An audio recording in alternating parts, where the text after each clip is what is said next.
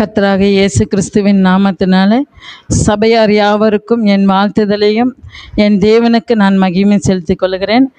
இந்த நாளிலே உங்களோடு நான் பேச தெரிந்து கொண்ட தேவ வார்த்தையானது ரோமர் 12ஆம் அதிகாரம் 2ஆம் வசனம் படிங்களேன். ரோமர் 12ஆம் அதிகாரம் 2ஆம் வசனம். நீங்கள் இந்த பிரபஞ்சத்திற்கு ஒத்த வேஷம் தெரியாமல் தேவனுடைய நன்மையும் பிரியமும் பரிபூரணமான சித்தம் என்னதென்று பகுத்தறியத்தக்கதாகனாலே உங்கள் மனம்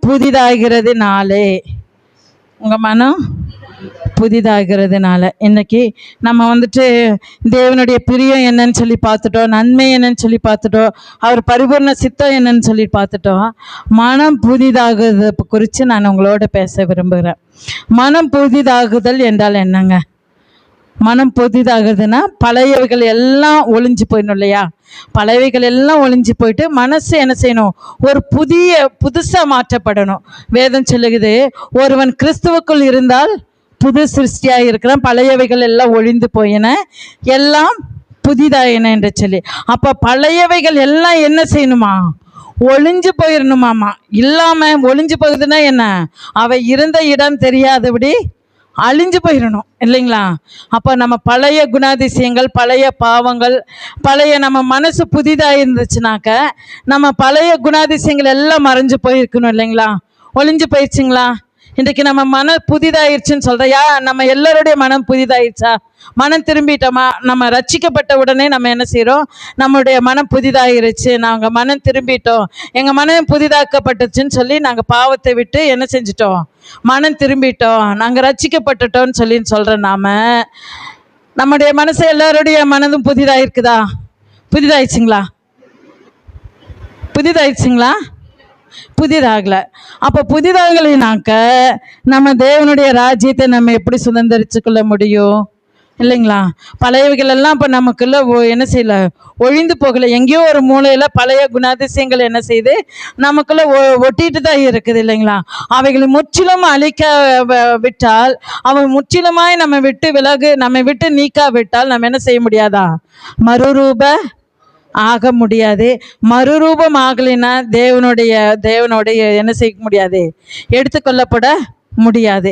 ஏன்னா 1 தெசலோனிக்கேயர் வார்த்தை சொல்லுது, தேவனுடைய வரும்போது அவர் வரும்போது என்ன நடக்குமா? மரித்தவர்கள் முதலாவது கிறிஸ்துவுக்குள் மரித்தவர்கள் இல்லை, கிறிஸ்துவருக்குள் மரித்தவர்கள் முதலாவது எழுந்திருப்பார்கள். பின்பு உயிரோடு இருக்கிற நாம் என்ன செய்வோமா? மறுரூபமானதை எடுத்துக்கொள்ளப்பட முடியும், சும்மா எடுத்துக்கொள்ளப்பட முடியாது இல்லைங்களா?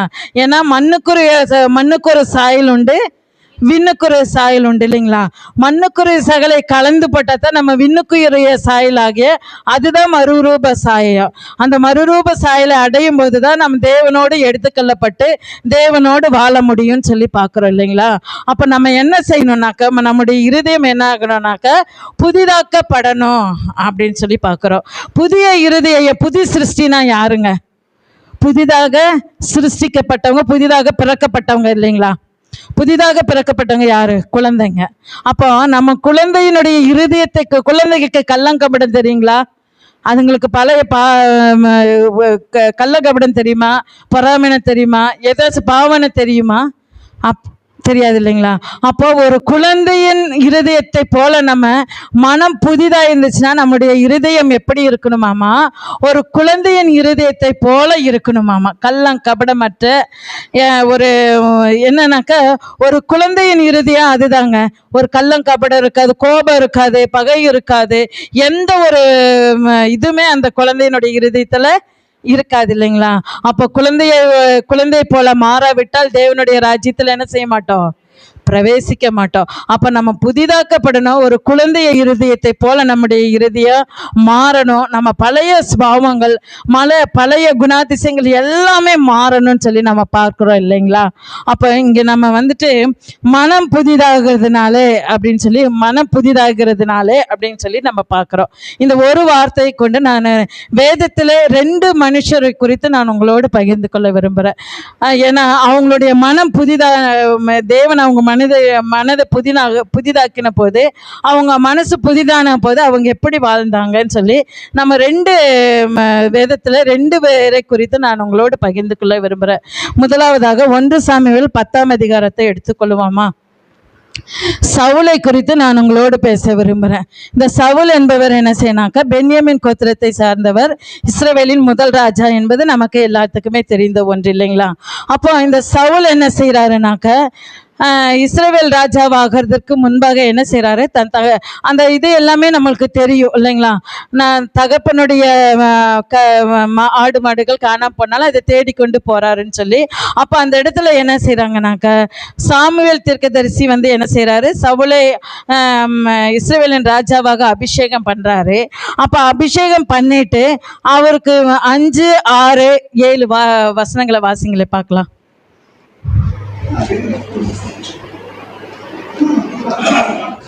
அதுதான் 1 சாமுவேல் 10ஆம் அதிகாரம் 5, 6, 7 வசனங்கள்.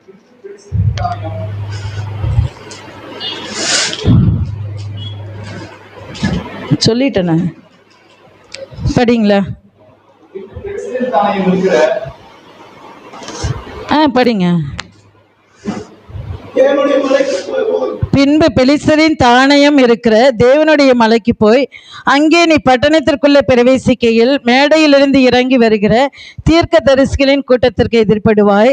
அவர்களுக்கு முன்பாக தம்புரும் மேளமும் நாகசுரம் சுரமண்டலம் போகும். அவர்கள் தீர்க்க தரிசனம் சொல்லுவார்கள். அப்பொழுது கர்த்தருடைய ஆவி உன்மேல் இறங்குவார்.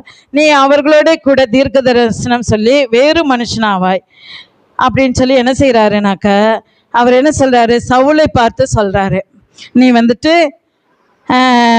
பெலிஸ்தருடைய தானயம் இருக்கிற தேவனுடைய மலைக்கு போ. அங்கே தீர்க்க தரிசிகள் கூட்டம் வருவாங்க. அங்கே நீங்கள் போகும்போது என்ன தேவ ஆவியானவர் உன் மேலே வருவார். அப்போ நீ தீர்க்க தரிசனம் சொல்கிற கூட்டத்தோடு சேர்ந்து என்ன செய்வ, நீயும் தீர்க்க தரிசனம் சொல்லுவாய் என்று சொல்லி பார்க்குறோம். அப்போ சவுல் மீது என்ன செய்வாராக்க, தேவனுடைய ஆவி இறங்கின போது அவர் என்ன செய்கிறாரு, வேறு மனுஷனாவான்னு சொல்லி பார்க்குறாங்க. பழைய மனுஷனை களைஞ்சு போட்டு புதிய மனுஷனாக அவர் மாறுவாருன்னு சொல்லி, தேவ ஆவியானவர் ஒரு மனுஷனுக்குள் வருவாரே ஆனால் அவருடைய பழைய குணாதிசயங்கள் பழைய எல்லாமே என்ன செய்யும், டோட்டலாக சேஞ்ச் ஆகும். அவருடைய கிரியைகளினாலே நம்ம அதை வெளிப்படுத்த முடியும் இல்லைங்களா? அப்போ நம்ம தேவ ஆவியானவர் உள்ள மனசுக்குள்ள நம்ம ஒரு மனுஷனுக்குள்ளாக வரும்போது அவர் தேவ ஆவினாலே நிரப்பப்பட்டு தேவ ஆவினாலே வழி நடத்தப்படுவாருன்னு சொல்லி பார்க்கிறோம். அதே 9ஆம் வசனத்தை பார்க்கும்போது, அவன் சாமுவேலை விட்டு போகும்படி திரும்பின போது தேவன் அவனுக்கு என்ன செய்தாரு, வேறே இருதயத்தை கொடுத்தாரு. அப்படின்னா மனம் புதிதான இருதயத்தை அவருக்கு கொடுக்கிறாருன்னு சொல்லி பார்க்கிறோம். அப்போ தேவ ஆவியானவர் அவருக்குள் இறங்கி வேறு இருதயத்தை கொடுத்து அவர் என்ன செய்கிறார், கொடுக்கும்போது அவர் என்ன செய்கிறாருனாக்க, தீர்க்க தரிசனம் உரைக்கிறவராய் தீர்க்க தரிசன கூட்டத்தில் என்ன செய்கிறாரு, அவரும் தீர்க்க தரிசிகளில் ஒருவராக எண்ணப்படுறான்னு சொல்லி அதுக்கு கீழே வருகிற வசனங்களை நம்ம பார்க்கிறோம் இல்லைங்களா? அப்போ என்னன்னாக்கா அங்கே என்ன ஆயிடுச்சுன்னா, சவுளுடைய இருதயம் புதிதாக்கப்பட்டது, தேவ ஆவியானவரால் அது புதிதாக்கப்பட்டது. அவர் வேறு மனுஷனாய் மாறினார். அதனால அவன் வேறு மனுஷனாய் ஆறி என்ன செய்கிறாரு, இஸ்ரவேலினுடைய ராஜாவாக அபிஷேகம் பண்ணப்பட்டு அவர் தேவ ஜனங்களை ஆளுகை செய்கிறவராக மாறுறாருன்னு சொல்லி பார்க்கிறோம் இல்லைங்களா? அப்போ ஒரு மனுஷன் மனம் புதிதாகும் போது தேவன் என்ன செய்கிறார், அவங்களை ஆளுகை செய்கிறவராய் மாற்றாருன்னு சொல்லி பார்க்கிறோம். அடிமைத்தனத்தில் இருக்கிற ஜனங்களை ஆளுகை செய்யும்படியாக ஆளுகை செய்து தேவனிடத்தில் கொண்டு வரும்படியாக தேவன் தேவ ஆவியானவர் கிரியை செய்கிறாருன்னு சொல்லி பார்க்கிறோம். அப்போ இங்கே பார்க்கும்போது அவர் சவுல் என்ன செஞ்சாருனாக்க, ராஜாவாயிட்டு என்ன செய்கிறாரு, ஜனங்களே ஆளுகை செய்கிறாருன்னு சொல்லி பார்க்குறோம். அதே சாமுவேல் தீர்க்கதரிசி என்ன சொல்கிறாரு 8ஆம் வசனத்தில், நீ எனக்கு முன்னே கில்காலுக்கு போய் சர்வாங்க தகன பலியும் சமாதான பலிகளையும் செலுத்தும்படிக்கு நான் உன்னிடத்தில் வருவேன். நான் உன்னிடத்தில் வந்து நீ செய்ய வேண்டியதை என்ன செய்வாரா, உனக்கு அறிவிப்பேன். 7 நாள் காத்திருன்னு சொல்லி சொல்கிறாரு. அப்போ சாமுவேல் தீர்க்கதரிசி அவரை அபிஷேகம் பண்ணிட்டாரு. தீர்க்கதரிசிகள் கூட்டத்தில் அவர் தேவ ஆவியானவர் அவங்க மேலே இறங்கிட்டாரு. அவர் வேறு மனுஷனாய் மாற்றப்பட்டார். வேறு இது அவருக்கு கொடுக்கப்பட்டது. அப்போ சாமுவேல் தீர்க்கதரிசி என்ன சொல்கிறாரு, நான் நீ செய்ய வேண்டியதை உனக்கு என்ன செய்வேன், நான் உனக்கு சொல்லும் வரைக்கும் நீ என்ன செய்கிறே, 7 நாள் கில்காலிலே காத்துருன்னு சொல்லி சொல்கிறாரு. அப்போ இங்கே சாமுவேல் இந்த சவுல் என்ன செஞ்சார், காத்திருந்தாரா 7 நாள் காத்திருக்கிறாரு. கில்காலில் இதை போயிட்டு அதுக்குள்ளே இடையில எல்லாம் பார்க்கும்போது பெலிஸ்தர் அவங்க மேலே படையெடுத்து வராங்கன்னு சொல்லி பார்க்குறோம்.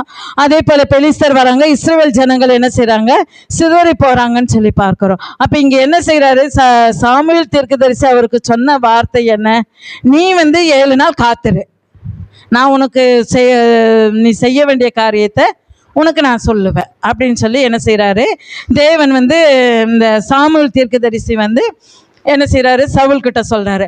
ஆனால் சவுல் என்ன செஞ்சாருன்னு சொல்லி பார்க்குற வேளையில் 13ஆம் அதிகாரம் 10ஆம் வசனம் 9, 10 படிப்போமா.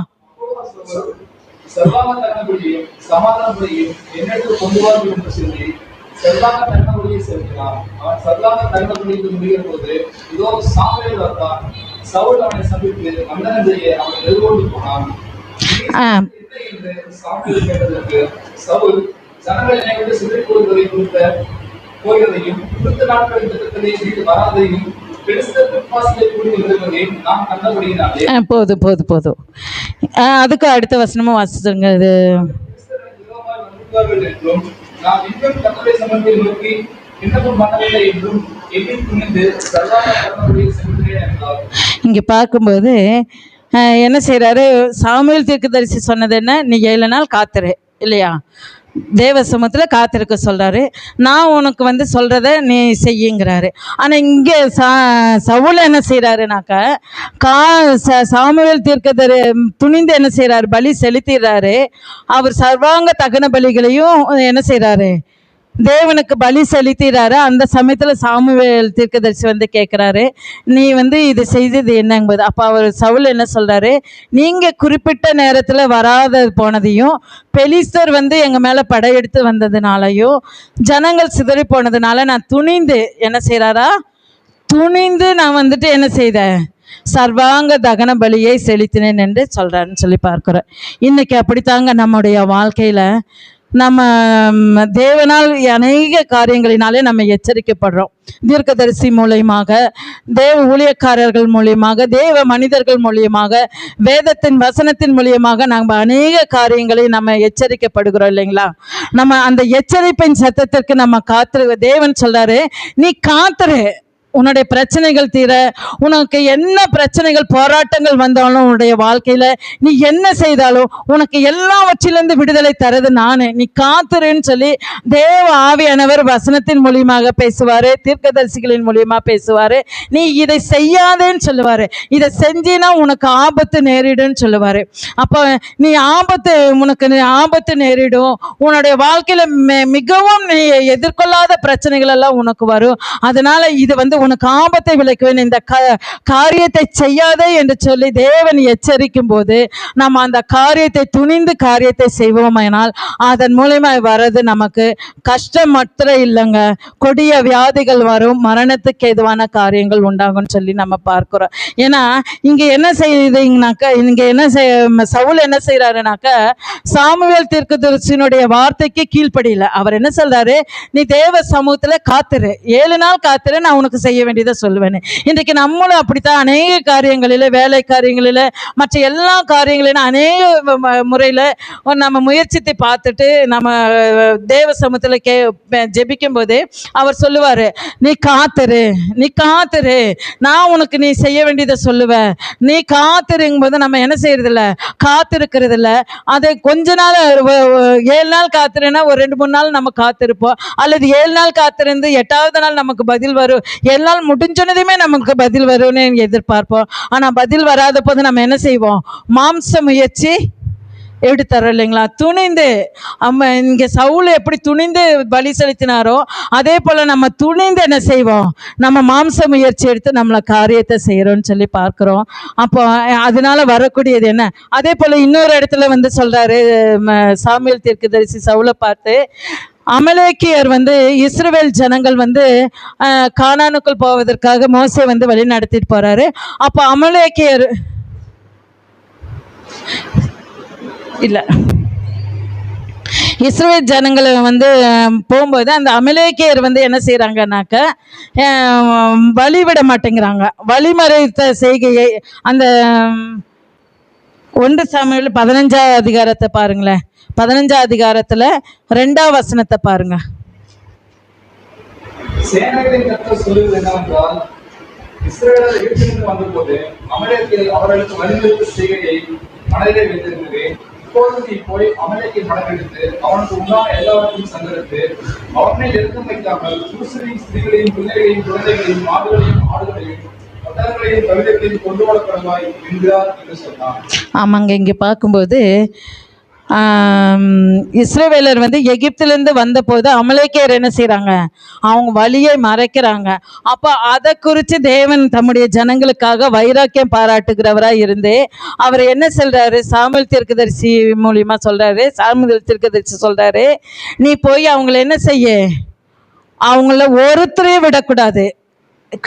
ஸ்திரீகள், ஆண்கள், குழந்தைகள் எல்லாத்தையும் என்ன செய்ய, அழித்து போடணும்னு சொல்லி சாமுவேல் தீர்க்கதரிசி சொல்கிறாரு.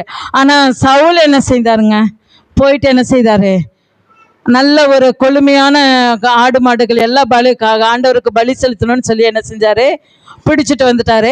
அது மாத்திரம் இல்லை, அந்த நாட்டு ராஜாவை என்ன செஞ்சார், அமலேக்கிய ராஜாவை என்ன செய்தார், சிறைப்பிடித்து கொண்டு வந்தாருன்னு சொல்லி பார்க்குறோம். அவரை கொன்று போடலை. 8ஆம் வசனம் சொல்லுது, அமலேக்கியரின் ராஜாவாகிய ஆகாகை உயிரோடு பிடித்தான். அப்படி உயிரோடு பிடித்தான், ஜனங்கள் யாவரையும் பட்டய கருக்கினாலே சங்காரம் பண்ணினான்னு சொல்லி. அப்போ என்ன செய்கிறான்னாக்கா, இந்த சவுல் எல்லாத்தையும் இது பண்ணிட்டு என்ன செய்கிறாரு, ஆடு மாடுகளில் பலி செலுத்துறதுக்கு கொழுமையானவர்களை அவர் என்ன செய்தாரு, அந்த ராஜாவையும் கொண்டு வந்தாரு. இப்போ சிறை பிடிச்சிட்டு வந்தாரு. அந்த பலி செலுத்துவதற்கு காளைகளையும் ஆடுகளையும் கொண்டு வந்தாரு. அப்போ இவர் கொண்டு வந்து முடித்த பின்பாடு என்ன செய்யறாருனாக்க, சாமுவேல் தீர்க்கதரிசி அங்கே என்ன சொல்றாரு,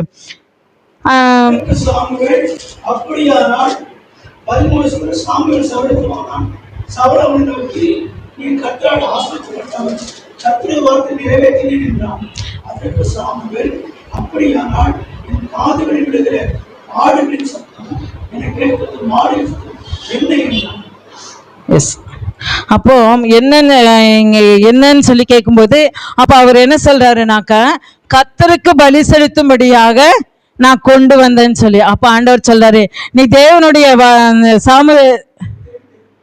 சாமுவேல் தீர்க்கதரிசி சொல்றாரு, என்ன சொல்றாரு,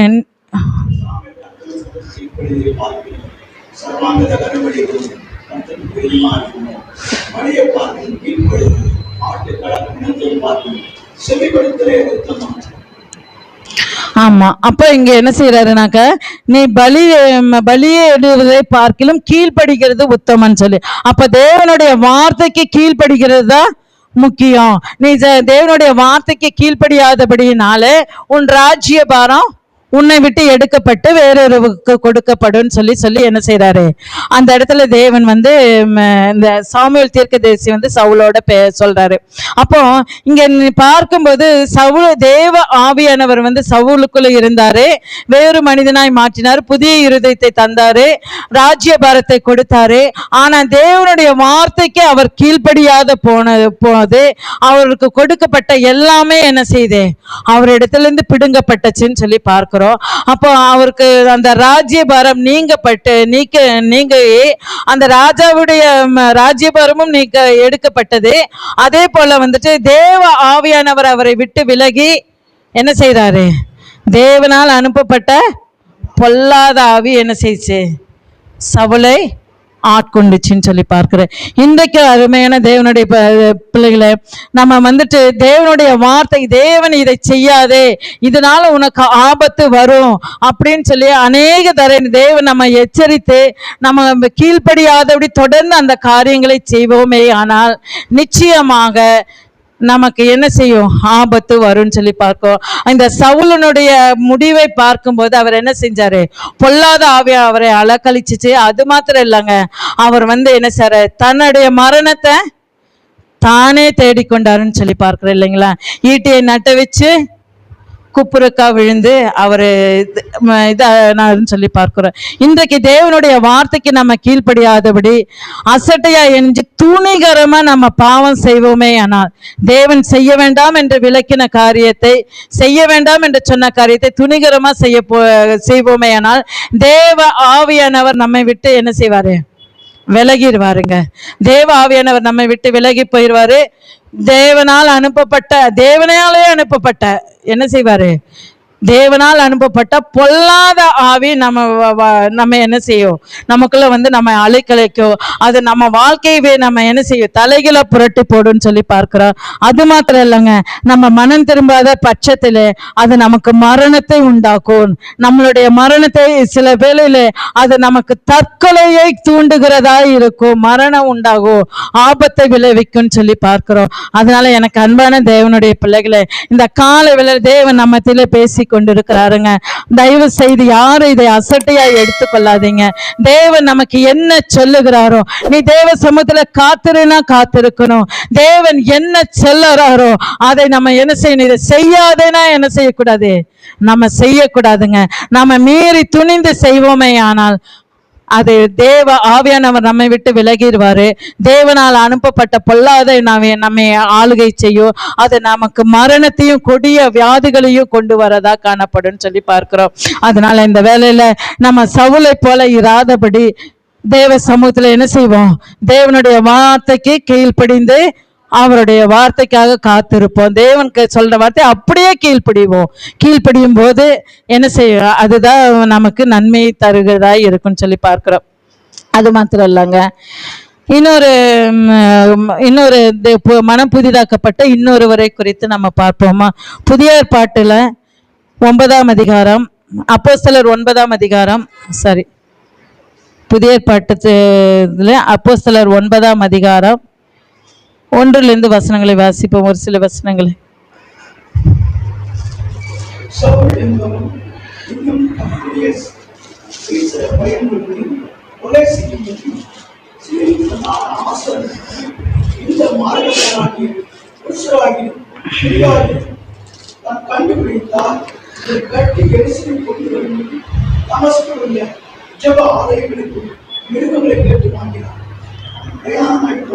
நமது சரீரத்தோடு சரீர வானத்தோடு ஒரு வழி அவன் சுற்றி பிரகாசிக்கிறது. அவன் தலையிலே விழுந்து அப்போது சவுலே நீ ஏன் என்னை துன்பப்படுத்துகிறாய், தன்னோடு சொல்லுகிற ஒரு சத்தத்தை கேட்கிறார். அதற்கு அவன், ஆண்டவரே நீர் யார் என்றார். அதற்கு கர்த்தர், நீ துன்பப்படுத்துகிற இயேசு நானே, உன்னை உதைக்கிறது உனக்கு கடினமாகும் என்றார். அவன் நடுங்கி ஜெபித்து, ஆண்டவரே நான் என்ன செய்ய சுத்தமாக இருக்கிறேன் என்றார். அதற்கு கர்த்தர், ஆமீன். போதுங்க. இங்க பார்க்கும்போது சவுலை குறித்து நமக்கு என்ன செய்யும், எல்லாத்துக்குமே சவுலை குறித்து தெரியலைங்களா. சவுல் கிறிஸ்தவர்களை துன்புறுத்தினவர்னு சொல்லி இவருடைய வாழ்க்கை சரித்திரத்தை பார்க்கும்போது கிபி 4ஆம் நூற்றாண்டில் அவர் ரோமர்கள் அரசாண்ட காலத்தில் சிசிலியா பட்டணத்தில் தர்சு என்ற கிராமத்தில் அவர் என்ன செஞ்சார், பிறந்தார். பிறந்து வயது முதல்ல அவர் என்ன செய்தார்னாக்கா, வசனங்களை மனப்பாடம் செய்து கொண்டு கர்த்தருடைய வார்த்தைக்கு கீழ்ப்படிந்து அவர் நடக்கிறவராய் இருந்தான்னு சொல்லி பார்க்கிறோம். இந்த சவுல் என்பவர்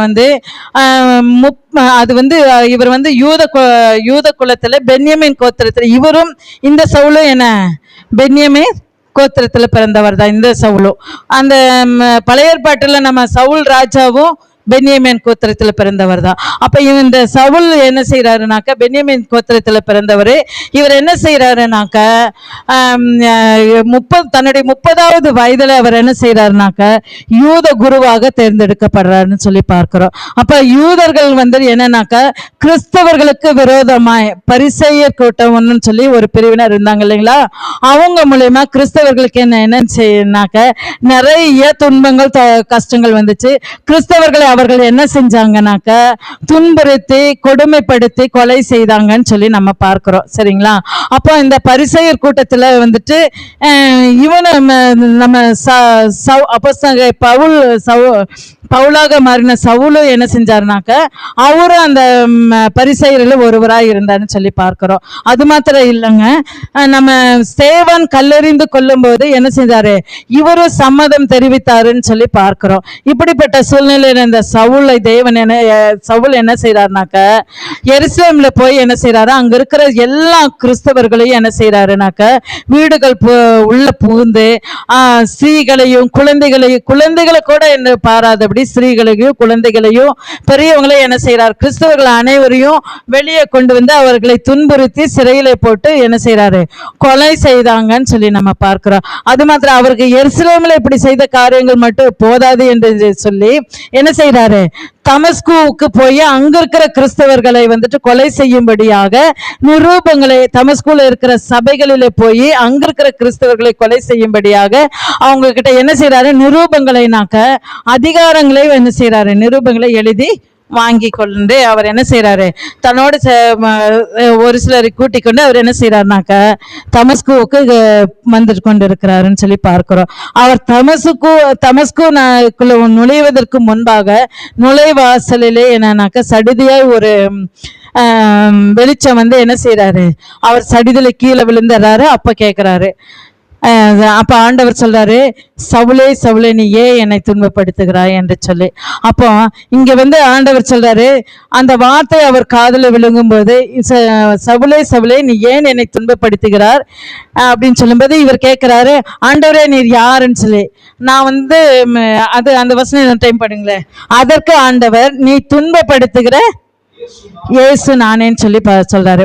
அப்போ நீ துன்பப்படுத்துகிற இயேசு நானேன்னு சொல்லி அந்த வார்த்தை வரும்போது அவருக்குள்ள மனதுக்குள்ள என்ன செய்யுதுனாக்க ஒரு மாற்றம் வருது இல்லைங்களா. அப்போ அவர் உடனே என்ன செய்யறாருனாக்க, ஆண்டவரே நான் என்ன செய்ய வேணும்னு சொல்லி கேட்கிறாரு. அப்போ ஆண்டவர் அவரை சந்தித்தபடியினாலே, ஆண்டவருடைய ஆவி ஆண்டவருடைய வெளிச்சம் அவருக்குள்ள உதித்தபடியினாலே அவர் என்ன செய்யறாரு, அவருடைய மனம் உடனே மாறுது. பாத்தீங்களா, அவருடைய மனம் என்னச்சு, புதிதாயிடுச்சுன்னு சொல்லி பார்க்கிறோம். அந்த இடத்துல அந்த புதிதானபடினாலேதான் அவர் பழைய மனசு எப்படி இருந்துச்சுனாக்க கிறிஸ்தவர்களை கொலை செய்ய வேணும், கிறிஸ்தவர்களை துன்பப்படுத்த வேணும்னு அந்த பழைய இருதயத்துக்குள்ள இருந்துச்சு. ஆனா அந்த அவர் இருதயம் புதிதாக்கப்பட்ட போது அவர் என்ன கேட்டாருனாக்க, ஆண்டவரே நான் என்ன செய்ய வேண்டும் சொல்லி. அப்போ ஆண்டவர் சொல்றாரு, நீ பட்டணத்திற்குள்ள போ, அங்க நீ செய்ய வேண்டியதை உனக்கு நான் என்ன செய்வேன் சொல்லுவேன் அப்படின்னு சொல்லி சொல்றாரு. அப்ப என்னன்னாக்க அதே மாதிரி அவர் கண்கள் குருடாக்கப்பட்டது, அவர் பட்டணத்துக்குள்ள போறாரு. அதுக்கப்புறம் வருகிற வசனங்கள் என்ன செய்யறாரு, என்னன்னாக்க அனனியா என்ன செய்யறாரு, அவருடைய கண்களை திறந்து விடுறான்னு சொல்லி பார்க்கும். அப்போ இங்கு சவுல் பவுலாய் மாறின போது சவுளுடைய இருதயம் மாற்றி புதிதான போது அவர் என்ன செய்யினாரு, உடனே போய் என்ன செய்யறாரு, எந்த கிறிஸ்துவ ஜனங்களை கொன்றாரோ அவர்கள் மத்தியில என்ன செய்யறாரு, இயேசு அன்பை என்ன செய்யறாரு எடுத்து சொல்லி, இயேசுவின் அன்பையும் சுவிசேஷத்தை எடுத்து சொல்லி அநேகரை என்ன செய்யறாரு, கிறிஸ்துவுக்குள்ளாக நடத்துறாருன்னு சொல்லி பார்க்கிறோம். இதுதாங்க ஒரு புதிதாக்கப்பட்ட அனுபவம். உண்மையான மனம் புதிதாகிறது இதுதாங்க. நம்ம மனசு புதிதாச்சுன்னா நம்ம என்ன செய்வோம், நம்ம சாட்சியாய் நிற்போம். எந்த ஒரு பழைய காரியங்களும் நமக்குள்ள இருக்காதுன்னு சொல்லி நம்ம பார்க்கிறோம். அது மாத்திரம் இல்ல, அவர் சுவிசேஷம் அறிவித்தது மூலியமா, கிறிஸ்துவின் அன்பை வெளிப்படுத்ததின் மூலியமா அவர் 3 மிஷனரி பயணங்களை மேற்கொண்டு அநேக பாடுகளை கிறிஸ்துவின் நிமித்தமா அநேக பாடுகளை உபத்திரவங்களை அடைந்து அவர் என்ன செஞ்சாரு, கிறிஸ்துவின் அன்பை வெளிப்படுத்தி கொண்டிருந்தாருன்னு சொல்லி பார்க்கிறோம்.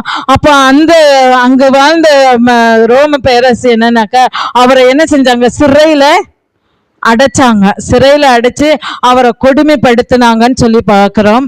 அது மாத்திரம் இல்லைங்க, அவர் அநேக விதமா சிறையில் அடைக்கப்பட்டு ரொம்ப கொடுமையா நடத்தப்பட்டு இருக்கிறாரு. ஒரு ஒரு ஒரு சமயத்துல பார்க்கும்போது துல்லியானம் என்ற இடத்துல அது என்னன்னா பூமிக்கு அடியில ஒரு இடத்தை உண்டு பண்ணி காற்று புகாத அளவுக்கு என்ன செய்யறாரு, அந்த சிறையில போட்டு அவரை அடைச்சிருந்தாங்கன்னு சொல்லி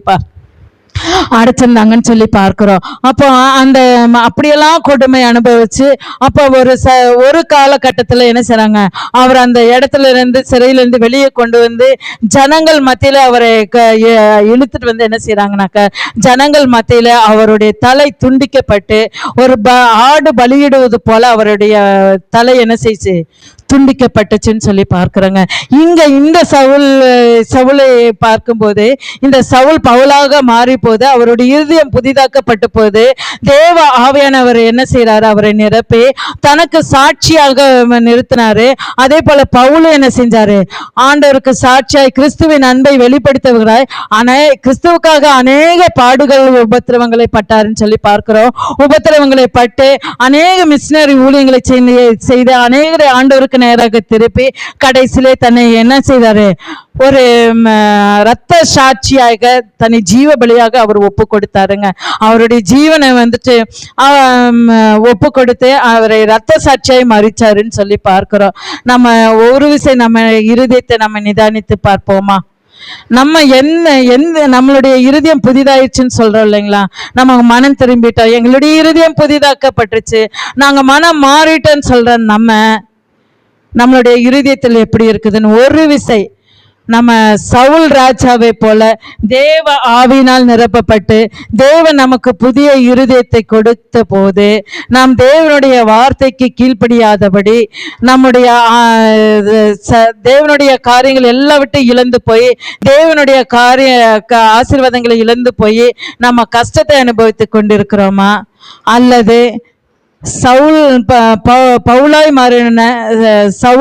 மாறின போது பவுலடிகளார் எப்படியாக கிறிஸ்துவை வெளிப்படுத்தினாரோ, அவருடைய இருதயம் புதிதாக்கப்பட்ட போது அவர் எப்படி கிறிஸ்துவின் அன்பை தேவனுக்கு வெளிப்படுத்தி அவர் சாட்சியாய் இரத்த சாட்சியாய் மரித்தாரோ அப்படியாக நம்முடைய இருதயம் இருக்கிறதா? இன்றைக்கு நம்ம எத்தனையோ பாவங்களை விட்டு விலகிட்டோம்னு சொல்லிட்டோம். ஆனா பழைய பாவங்கள் நமக்குள்ள இன்னும் இருந்து கொண்டு தானங்க இருக்குது. வேதம் சொல்லுகிறது, ஸ்தோத்திரம், நம்ம மாம்ச கிரிகள் எல்லாம் விட்டு என்ன செய்யணும், ஒழியணும்னு சொல்லி பார்க்கிறோம். நமக்குள்ள இன்னும் மாம்ச கிரியைகள் வெளிப்பட்டு கொண்டுதாங்க இருக்குது. நம்ம புதிதாக்கப்பட்ட இருதயத்துல இன்னும் மாம்ச கிரியைகள் இருக்குது. இன்னும் தேவன் விரும்பாத அநேக காரியங்கள் நமக்குள்ள காணப்பட்டு கொண்டுதான் இருக்குதுங்க. அதனால இந்த கால வேளையில தேவ சமூகத்துல நாம நிதானித்து பார்த்து தேவ சமூகத்துல நம்மை ஒப்பு கொடுப்போம். நம்மளுடைய இருதயம் புதிதாக்கப்படணும். தேவன் என்ன சொல்றாரோ அந்த வார்த்தைக்கு நேராய் நம்ம என்ன செய்வோம், நம்மை ஒப்பு கொடுக்கும் போது தேவன் நம்மை ஆசீர்வதிப்பாருங்க. தேவனுடைய வார்த்தைக்கு எதிர்த்து நிற்போமே ஆனால் நம்ம ஒன்றுமில்லாமல் போயிடுவோம். அதனால தேவனுடைய வார்த்தைக்கு நம்ம என்ன செய்வோம், நம்ம கீழ்ப்படிந்து நம்மை ஒப்பு கொடுப்போம். தேவன் தாமே இந்த வார்த்தைகளை ஆசீர்வதிப்பாராக. ஆமென்.